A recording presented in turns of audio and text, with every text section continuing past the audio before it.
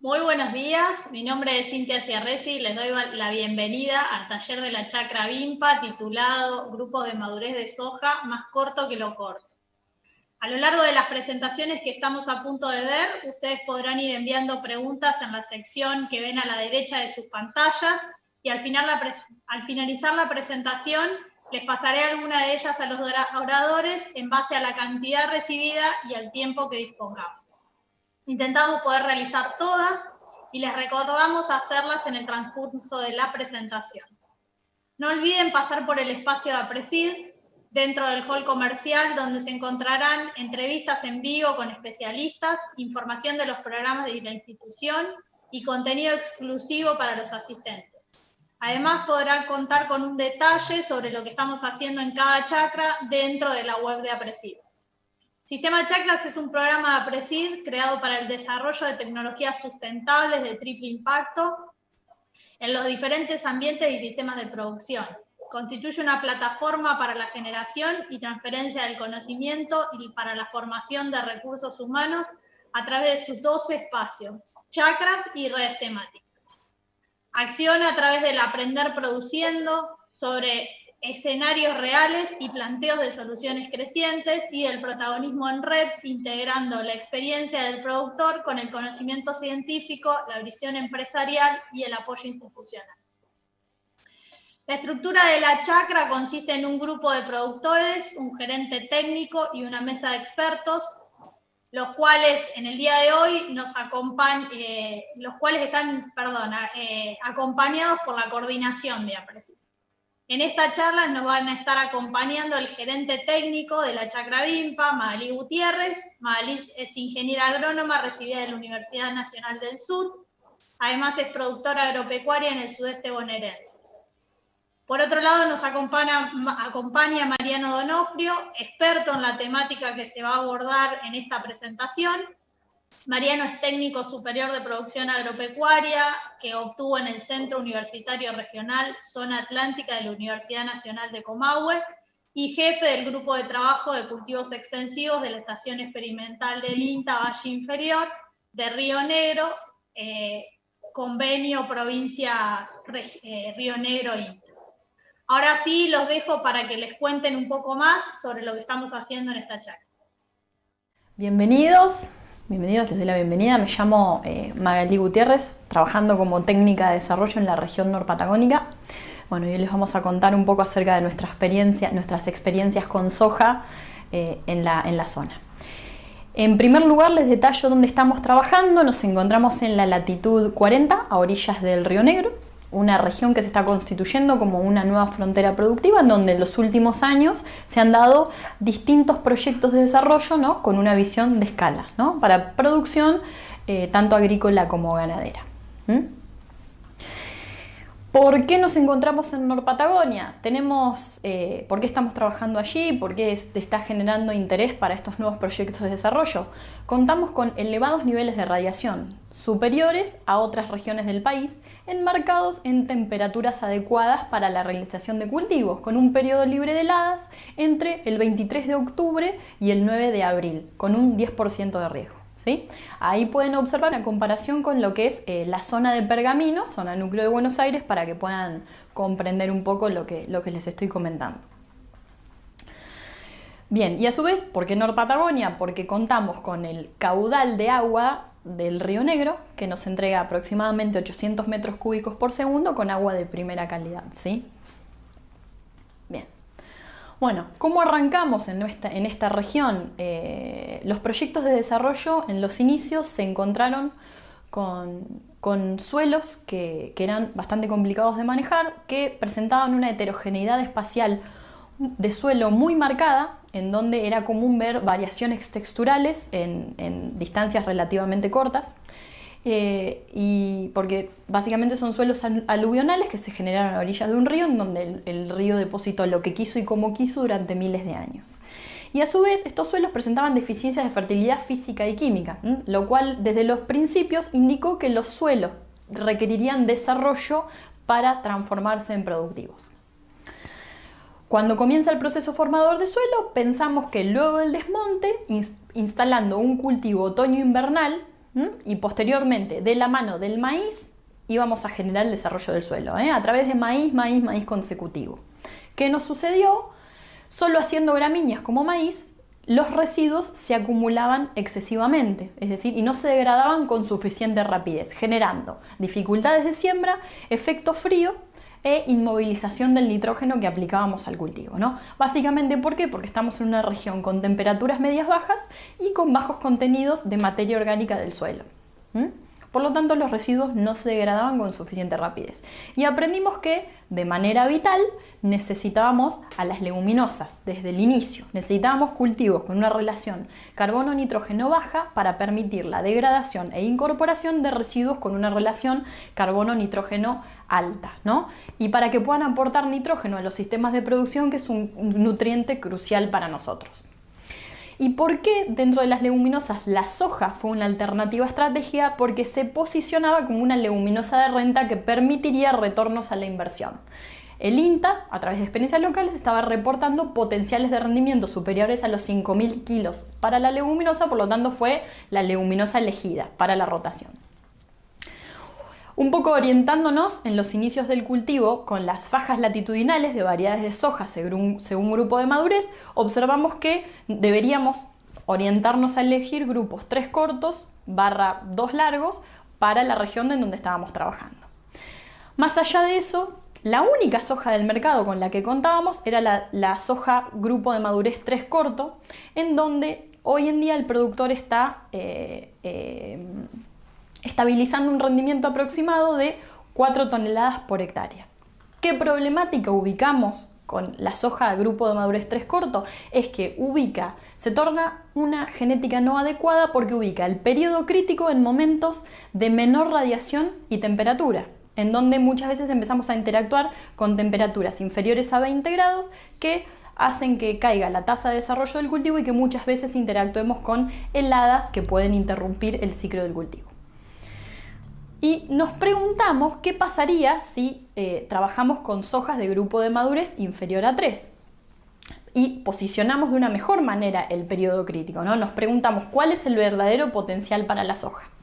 Y es por eso que interactuamos con el INTA Valle Inferior en conjunto y nos contactamos con la gente de Don Mario, quienes nos enviaron desde Estados Unidos, en una región de latitud similar, sojas grupos cortos, para que podamos experimentar en la región y detectar cuál es el grupo de madurez adecuado para nosotros. Así que bueno, los dejo con Mariano ahora, que les va a preguntar más detalles, les va a contar más detalles de la experiencia y un poco los resultados preliminares del primer año. Los dejo con Mariano. Hola a todos, espero muy bien. Soy Mariano Donofrio, técnico de INTA Valle Inferior, convenio Provincia de Río Negro INTA.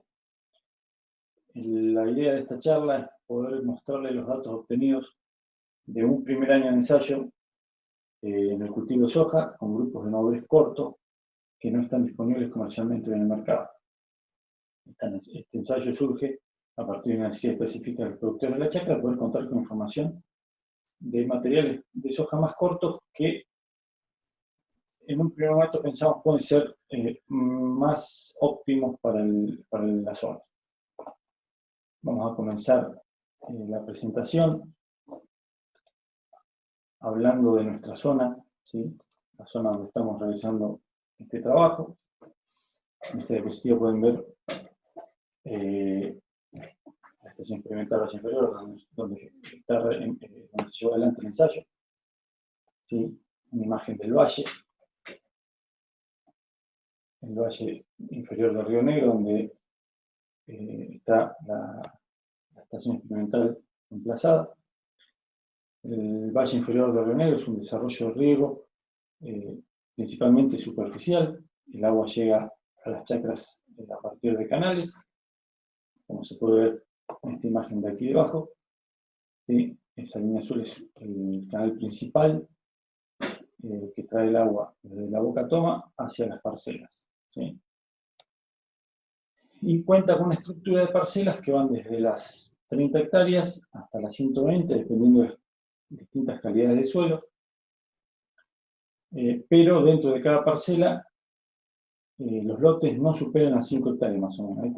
Esta imagen de aquí arriba a la derecha está puesta para graficar un poco lo que les estoy comentando, ¿sí? Lotes chicos, lo que hizo que el cultivo de soja en sí no tenga un alto impacto dentro del valle. En la tabla podemos ver las características climáticas de la zona, ¿sí? La temperatura media anual, que es alrededor de los 14 grados, una temperatura máxima anual de alrededor de 21, una temperatura mínima anual de alrededor de los 8 grados centígrados, un periodo libre de heladas que va alrededor de los 200 días, con una fecha promedio de la primera helada, que es 8 de abril, y una fecha promedio de la última helada, que sería el 3 de noviembre. Y con una precipitación media anual de alrededor de 400 milímetros. Si en el gráfico podemos ver que los milímetros caídos siempre están por debajo de las necesidades de los cultivos, es decir, que en el valle y en esta zona no podríamos realizar cultivos sin hacer un riego total, ¿no? Digamos, desde inicio hasta fin necesitamos estar regando el cultivo. Bueno, dentro del valle, y precisamente en la estación experimental, ya hemos estado realizando trabajos de investigación desde ese año.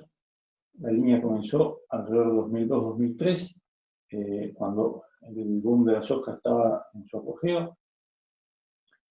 En un primer momento, la línea se pensó como una herramienta para desenmalezar los lotes. El valle cuenta con historia hortícola, ¿sí?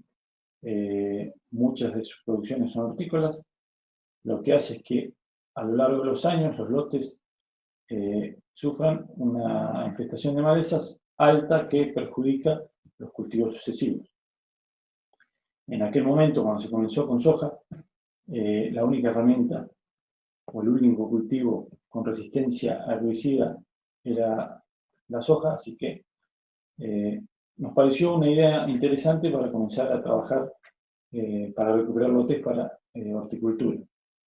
Dado que en la zona las alternativas para poder salir de la horticultura eran o realizar una pastura, que inmovilizaba el lote durante 5 años, estamos hablando de pastura perenne, o realizar maíz para cortar los ciclos de maleza, pero con la problemática del rastrojo que nos estaba dejando en el lote, ¿sí? Nos dificultaba el manejo luego de un año de maíz. Por lo tanto, la alternativa de la soja era muy viable, dado que el volumen de rastrojo que nos dejaba era más bajo, mucho más fácil de manejar, nos permitía una rotación rápida, ¿sí? Para volver a la horticultura, y nos lo habilitaba rápidamente, ¿no? Además, otra alternativa interesante del cultivo en la zona era la producción de proteína local, principalmente para consumo animal, que dentro del valle no teníamos. Luego comenzaron a llegar productores extrazona que empezaron a realizar desarrollo fuera del valle, ¿sí? En zonas donde principalmente se está regando por aspersión. En algunos casos hacen un bombeo y también se riega por superficie con altos caudales, pero fuera del valle, ¿sí? Estamos hablando de superficies mayores donde el cultivo de soja entra como una herramienta importante para la rotación, dado que son productores principalmente de cereales. En las imágenes pueden ver algunos ensayos de los que hemos venido realizando en el cultivo. Metiéndonos en los datos que fuimos obteniendo a lo largo de los años, hemos trabajado con distintas variantes, ¿no? Como era un cultivo nuevo para la zona, tuvimos que hacer una investigación básica del cultivo en sí, grupos de madurez, fecha de siembra, densidad de siembra, inoculación, como para poder saber qué es lo que mejor se adaptaba a nuestra zona. En el gráfico estamos pudiendo ver cómo se comportaron los distintos grupos de madurez con respecto al rendimiento. Estos son resultados de una serie de por lo menos 10 años. Vemos que los materiales grupo 2 y 3 son los que mejor se comportan, siendo los del grupo 2 los más compactos y con una estabilidad a lo largo de los años mayor a la de los grupos 3. Los grupos 3 en algunos años se comportan de muy buena manera, pero en otros se comportan muy mal. lo que nos da poca estabilidad de resultados a lo largo del tiempo. Entonces, digamos, esto ya lo pudimos definir, que los grupos que más se adaptan son 2 y 3, principalmente 2. Por otro lado, la fecha de siembra estudiada, nos dicen que la fecha óptima de siembra para la zona es la primera quincena de noviembre. A medida que nos vamos de la primera quincena de noviembre, empezamos a tener resultados más variables, y ya cuando pasamos a diciembre los resultados caen abruptamente, ¿sí? Se puede ver acá, estas 2 barras son las que marcan diciembre. Mientras que en noviembre, fuera de la primera quincena, tenemos resultados muy dispares. Otro tema importante en la zona es la inoculación. Dado que no tenemos historia de soja, el inóculo en el suelo es mínimo o nulo. En las fotos podemos ver cómo impacta directamente la inoculación en el cultivo, ¿sí? En esta foto vemos la diferencia de color y de altura entre un cultivo inoculado y uno no inoculado, lo mismo que en esta foto.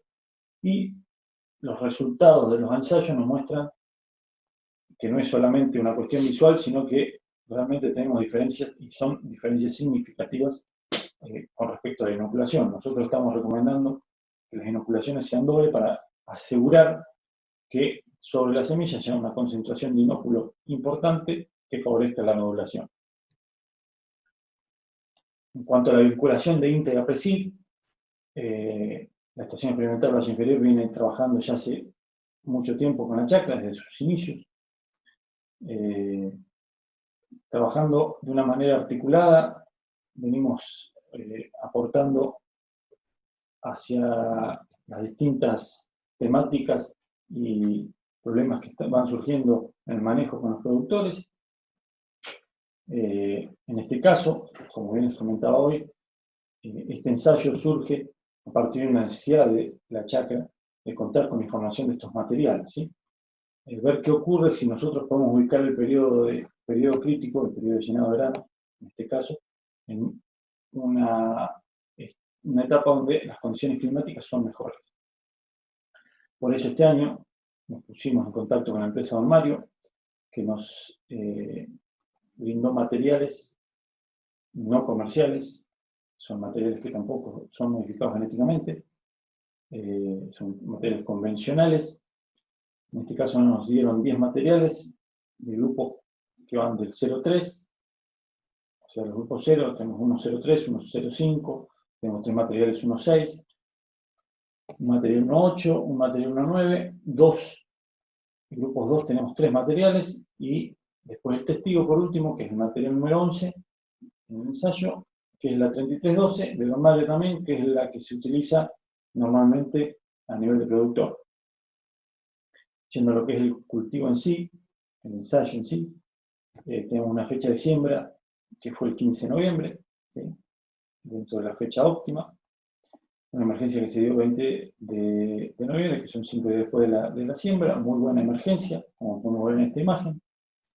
El cultivo lo tuvimos que cerrar, dado que tenemos en parcelas chicas o en ensayos tan chicos, el efecto que tenemos de la liebre principalmente sobre el ensayo es muy alto, así que tuvimos que cerrarlo con tejido como para poder mantener este stand de plantas. La densidad de siembra con la que trabajamos fueron 60 semillas por metro cuadrado, una densidad alta.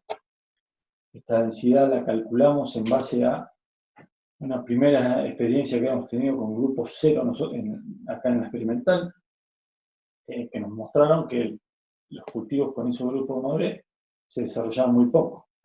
Este año nos dimos cuenta, o vimos que en este caso no se comportaban así. Las plantas tuvieron un excelente desarrollo, crecieron mucho, y como se ve en la imagen, en algunos casos tuvimos vuelco, ¿sí? Un vuelco importante que hizo que pensemos para la próxima campaña ajustar la densidad de siembra. Como les comentaba, tuvimos que regar el cultivo, en este caso se hizo un riego por aspersión. En la experimental contamos con un equipo de aspersión fijo. En un primer momento tuvimos que regar con un equipo móvil, por algunos problemas que tuvimos, pero el riego fue por aspersión. Y entre lluvia y riego, los milímetros que tuvo el cultivo son alrededor de 550. Bueno, esta diapositiva la idea es mostrar el trabajo en equipo, ¿sí? El equipo de trabajo, cultivos extensivos, el que llevó adelante este ensayo. Las siembras fueron manuales, la cosecha fue manual, como se pueden ver en las imágenes, ¿sí? Estas imágenes son de siembra, acá tenemos la cosecha. El desmalezado fue manual, como les dije, no son materiales resistentes al glifosato, así que para asegurarnos tener un cultivo limpio y que tenga las mejores condiciones, hicimos un desmalezado manual. En esta imagen pueden ver el equipo por aspersión móvil, ¿sí? Que usamos en las primeros estadios de cultivo, y después por último regamos con el equipo fijo que nos da una mejor distribución del agua. Metiéndonos en los resultados, ¿sí? Podemos ver la fenología en esta diapositiva, en el cuadro de arriba. Las barras son cada material, ¿sí? Estos son los materiales, los grupos de madurez. Y aquí tenemos los distintos estadios en distintos colores, que van diciendo R1, R1, R3, R3, R5, R5, R6 y R6, R7. Y debajo tenemos el cuadro donde nos marca la temperatura media en naranja del año y la radiación que tuvimos durante el año, en amarillo. Esta barra rosada lo que nos está mostrando es donde se ubicó el periodo de llenado de nuestro testigo, ¿sí?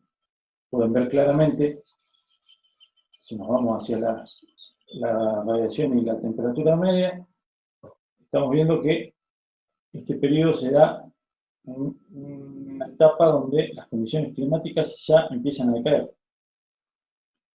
Mientras que en los materiales cortos, que es lo que nos interesaba ver, el periodo de llenado, que es la barra verde oscura, se ubica siempre por debajo del testigo y donde las condiciones climáticas son mejores. Tenemos una mejor oferta ambiental para poder realizar un mejor llenado de grano. Ya metiéndonos en lo que es el análisis de rendimiento y sus componentes, podemos ver en estos dos gráficos la correlación que tenemos entre el rendimiento y el peso de 1000 granos en este caso, y el rendimiento y la cantidad de granos por metro cuadrado en este otro gráfico. Lo que vemos es que el incremento de rendimiento en mayor medida se explica por el incremento de granos por metro cuadrado, ¿sí? Y no se explica también por el incremento del peso de los granos. Esto es valida una observación que ya se había realizado en distintas publicaciones, que habla que el 70% más o menos del rendimiento de las hojas se explica por el incremento en el número de granos por metro cuadrado. En esta diapositiva podemos ver la interacción de la fecha R5 con el rendimiento y con los granos por metro cuadrado, ¿sí? Podemos ver que los materiales que ubicaron el inicio de llenado de las vainas alrededor del 10 de febrero son los que tendieron a maximizar el rendimiento. Estamos hablando de este gráfico de acá.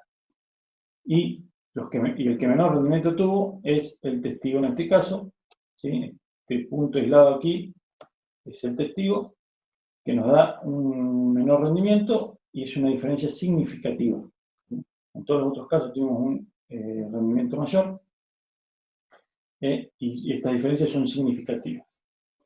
Y por otro lado, vemos que el incremento del rendimiento se explicó por la mayor generación de granos por metro cuadrado, que se da alrededor del 10 de febrero. En este caso, lo que tenemos remarcado acá son los que maximizaron la cantidad de granos por metro cuadrado, que son materiales 1, 9 y 2. ¿Sí?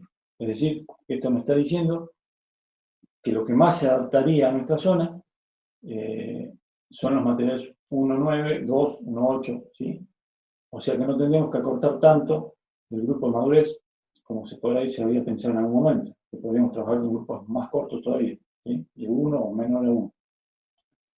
En esta gráfica, este primer año recordemos que son datos de un año, ¿sí? Esto es una tendencia, nos está en un primer momento marcando que con materiales 1,9, 2 más o menos, estaríamos teniendo una mayor generación de granos por metro cuadrado. En esta gráfica lo que vemos es cómo se comportó el peso de los granos con respecto a la llegada al R5, ¿sí? Y podemos ver que cuanto antes fue el inicio del llenado de granos, mayor fue el peso de los mismos, ¿sí? Vemos que más arriba se encuentran los materiales que comenzaron el llenado de grano a finales de enero, ¿sí? Y por último, otra vez tenemos al testigo, que es el último que comenzó el llenado de grano.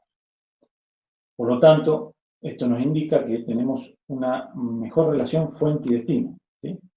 Dado que tenemos un periodo más largo de llenado de granos con mejores condiciones, la relación fuente-destino nos da una mejor relación. Por último, la idea es mostrarles cómo vamos a seguir, comentarles un poco la idea de lo que queremos seguir haciendo. En primer lugar, queremos ajustar las variables de manejo. Como les comentaba en un principio, la densidad de siembra es algo que tenemos que modificar. Quizás trabajar con 500.000 plantas sería lo recomendable, 550.000, y no con 600.000 como trabajamos este año. Dado que pensamos que podemos llegar a tener mejores resultados sin tener tanta competencia interespecífica que nos perjudique el rendimiento. Por otro lado, un tema importante a trabajar es el riego,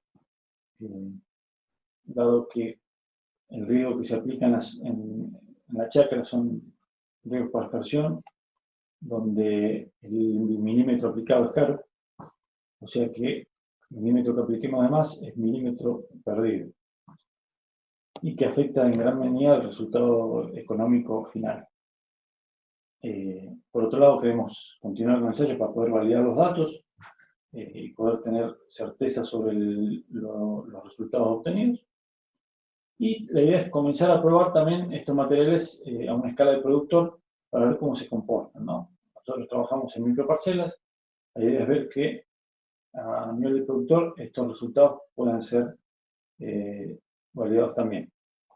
En las imágenes podemos ver una recorrida de los productores de la chacra, que se dio hacia finales del ciclo de cultivo. Como pueden ver, se ve claramente la diferencia entre los materiales. Tenemos materiales que ya estaban entregándose, casi llegando a R8, un R7 avanzado, materiales que todavía no habían iniciado R7, algunos en pleno R7. Bueno, y lo importante es la interacción productor-técnico que se da en este tipo de recorrido, donde los productores pueden ver de primera mano la experimentación llevada adelante. Bueno, y por último, agradecerles el haber estado presentes en esta presentación, estado acompañándonos. Ahí abajo está mi dirección de correo. Y bueno, estamos disponibles para lo que ustedes necesiten. En la ronda de preguntas continuaremos. Muchas gracias. Hola. Bueno, Mariano, Maga, muchas gracias por las presentaciones, todo muy interesante. Acá estoy viendo algunas preguntas de la audiencia. Bueno, esta va direccionada para Maga. Dice, ¿qué superficie de soja podrían poner en producción en caso de que se detecte el grupo de madurez adecuado?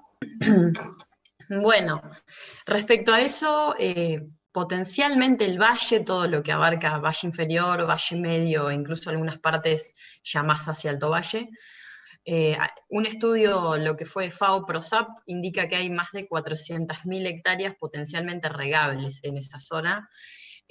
Ahora, lo que involucra la chacra y la zona de influencia de la chacra, de lo que puedo hablar yo, digamos, de manera cercana, es que en la actualidad veo con obras de infraestructura de muy bajo, o sea, de bajo costo, se podrían poner de 150 a 200.000 hectáreas en producción fácilmente, así que pasaríamos a ser una zona importante de producción si se desarrollara.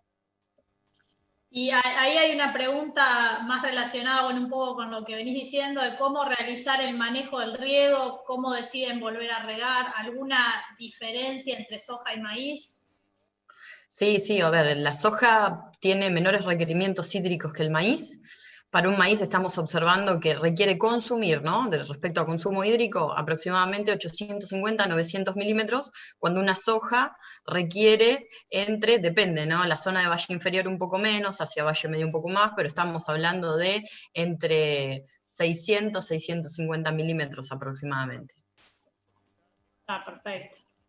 Y ahí otra pregunta es, ¿qué arreglo espacial están utilizando para el cultivo a nivel de lote de producción? Y bueno, más o menos ya estuviste comentando cuánta agua demanda la soja en este ambiente. Los productores a nivel de lote tendieron a cortar distanciamiento entre líneas. En general se está usando como mucho 35 centímetros y si no muchas veces la soja se está sembrando con sembradora de fina a 20 centímetros, ¿sí? Para tratar de cerrar el entresurco más rápido y captar, digamos, al máximo la oferta ambiental. Perfecto. Acá algunas preguntas para Mariano. Dice, ¿qué rendimientos máximos han observado para el cultivo en las experiencias hasta la actualidad? A nivel de ensayo, estamos hablando de parcelas chicas dentro de la experimental, tenemos máximos que superan, que están alrededor de los 7.000 kilos. Digamos, eso sería a nivel experimental lo que hemos visto con los materiales comerciales que disponemos, ¿no? Yo creo que tendríamos que empezar a profundizar un poco la elaboración con materiales más cortos, que por ahí nos eleve un poquito más los rendimientos, dado que la oferta ambiental para el cultivo parece ser mejor, digamos, o que potenciaría más los resultados. Perfecto. Y para vos también, Mariano, ¿qué plagas o enfermedades pueden presentarse en esa región para el cultivo y cómo las manejarían?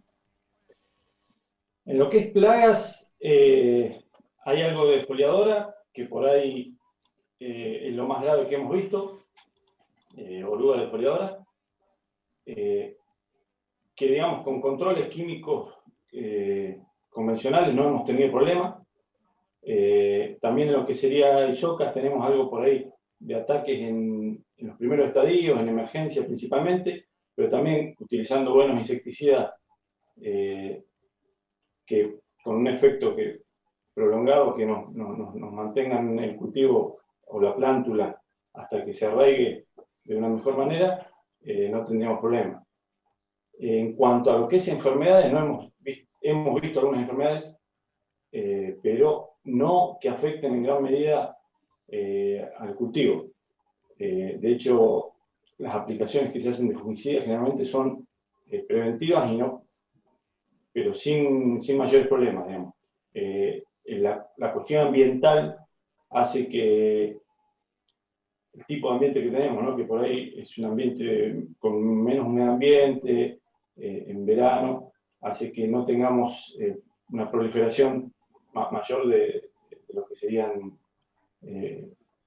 enfermedades que afecten en gran medida el cultivo. Perfecto. Acá, bueno, no sé, ahí los dejo que alguno de ustedes dos sea el que conteste esta pregunta. Además del posicionamiento del periodo crítico y bueno, que lleva a un aumento en el rendimiento, ¿ven otro beneficio en la incorporación de estos grupos de madurez más corto en la región?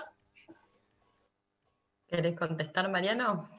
Sí, en primer lugar, tenemos un periodo más corto en el que el cultivo está demandando agua, o sea que hoy explicamos que el milímetro aplicado es un poco más caro, y en principio veríamos menor demanda hídrica del cultivo. Además, lo que nos da es una liberación del lote un poco antes. Digamos, si bien la primera fecha de heladas es 8 de abril, no quita que en otros momentos podamos tener una helada un poquito más temprana que nos perjudique el cierre del cultivo. O sea, por lo tanto, nos estaría dando una mayor seguridad también, ¿no? A la cosecha, dado que el cultivo se estaría entregando alto. No sé, Maga, si querés agregar algo más. No, sí, o sea, el tema de la liberación del lote es, como lo destaco, como fundamental para poder tener lote libre con épocas de temperaturas un poquito altas y poder ensamblar otros cultivos en rotación, nada más. Y bueno, y sí, lo que decís vos de menor requerimiento hídrico, si podemos producir bien en menos tiempo, liberar el lote, consumir menos agua, es totalmente beneficioso para la rotación, ¿no? Sí, y entiendo también que sea un grupo más corto no implica menos fijación de nitrógeno y menos biomasa producida, porque no están teniendo problemas digamos, en que por ahí el grupo más corto lleve a menor producción de planta y menor volumen. Bueno, ahí voy a hacer un comentario. Cuando se recibieron los materiales desde Estados Unidos, Mariano sobre todo me indicaba que esperábamos un porte de planta muy bajo, por eso la alta densidad. Y la verdad que después, bueno, Mariano habrán visto las fotos en su presentación, pero eran plantas, un porte altísimo, como la 3312, o sea, no tenía nada que envidiarle a la soja que usábamos a nivel de lote, o que se usa en general en el sur de Buenos Aires. Así que bueno, fue una grata sorpresa y ahora hay que hacer ajustes. Estos resultados, como dice Mariano, son preliminares de un año, pero bueno, a ver, el acortamiento de grupo hasta ahora nos estaría indicando que podemos tener una muy buena productividad con un ciclo en un tiempo más corto y estabilizarnos en el rinde, que quizá eso lo destaco, lo dijo Mariano, hago énfasis en eso. La soja grupo 3 puede tener buen rinde algunos años. El tema es el problema de estabilidad por interactuar con malas condiciones ambientales la segunda quincena de marzo, sobre todo. Entonces ahí se hace inestable para la rotación. Por lo tanto, acortar grupo, si podemos sostener o incrementar la productividad, también brindaría estabilidad a los sistemas y el porte de planta es similar, así que la verdad que a Mariano le llegaban a la cintura los materiales, y no es petizo. Sí, sí. Muy llamativo eso, la verdad que llama mucho la atención. Bueno, otra de las preguntas de la audiencia dice, ¿ven necesario algún ajuste de espaciamiento, densidad? Bueno, algo lo estuviste comentando recién, dado la mejor ubicación del periodo crítico del cultivo. Más que nada, bueno, de densidad estuvimos hablando, pero por ahí de espaciamiento, si tienen algún comentario. Sí, yo en lo que es distancia entre líneas, preferimos trabajar con líneas más cortas. Es decir, como comentó Maga, entre 21 y no más de 35. Sería lo ideal. En principio, te vuelvo a repetir, es un primer año, pero es lo que estaríamos viendo que para este tipo de cultivo estaría funcionando muy bien. En cuanto a lo que es densidad, bueno, este año trabajamos con una densidad alta, quizás habría que empezar a trabajar con una densidad similar a la que se venía trabajando a nivel de lote productor. Pero bueno, también es ajustar. Perfecto. Cintia, respecto a arreglo espacial, fue cuando iniciamos a trabajar, como los productores contaban solo con la 3312 en el mercado como disponible, incluso los grupos 2 del mercado disponible rendían menos que la 3312 helándose. Empezamos a experimentar a ver de qué manera era la mejor manera de trabajarla, más allá de que no sea adecuada. Entonces el arreglo espacial fue un camino. Y lo que observamos es que es imprescindible que cierre el entresurco rápido. Por un lado, por lo que es control de maleza, sombreo del suelo, o sea, frenar un poco lo que es la demanda ambiental, la evapotranspiración desde el suelo, que la planta cierre el entresurco. A su vez, un canopeo bien denso y cerrado incluso se podía defender, veíamos tendencia a que se defendía mejor con temperaturas bajas de marzo, al mantener un sitio húmedo y uniforme alrededor del lote y no permitir ventanas de ingreso al frío, sobre todo con un rastrojo de maíz abajo. Y bueno, eso fue un poco y cierra el entresurco más rápido. Tenemos aproximadamente 10 días antes de cierre del entresurco, entre distanciamiento de 35 a 23 centímetros. Así que eso es muy importante también, como para destacarlo. Perfecto. Y bueno, otra de las preguntas es, ¿ven al cultivo de soja como una herramienta para lograr rentabilidad en los sistemas o su inclusión? ¿Podría haber alguna otra alternativa que la reemplace? Y es difícil. A ver, acá es muy difícil porque la rotación de Norpatagonia ya tiene una leguminosa invernal de excelencia, que es la vicia, que ingresa después del trigo. Después de esa vicia viene un maíz, y el maíz en general se cosecha tarde, así que lo que nos queda bien es ir a un cultivo estival, que necesitamos que sea una leguminosa, así que la soja es totalmente vital en la rotación, o sea, y muy difícil de reemplazar. Por eso este trabajo con Mariano, tan necesario para los productores, porque de verdad tenemos que hacerla andar, y para que se quede con un lugar estrella en la rotación, necesitamos que rinda de manera estable más de 4.500 kilos interanualmente. Y eso con la 3312 es difícil, lo vemos algunos años, pero otros no. Así que queremos poder mejorar eso porque es vital para la rotación. Mariano, no sé si querés. No, yo creo que, digamos, encontrarle un reemplazo, en este caso al cultivo, es difícil, y más que sea rentable medio pronto, ¿no? Así que encontrar el cultivo, o sea, el grupo de madurez que se adapte bien a la zona y que nos dé un cultivo rentable, en principio sería lo que tendríamos que lograr. Obviamente siempre algunas alternativas se analizan, pero hoy todavía no tenemos un dato más confiable como para decir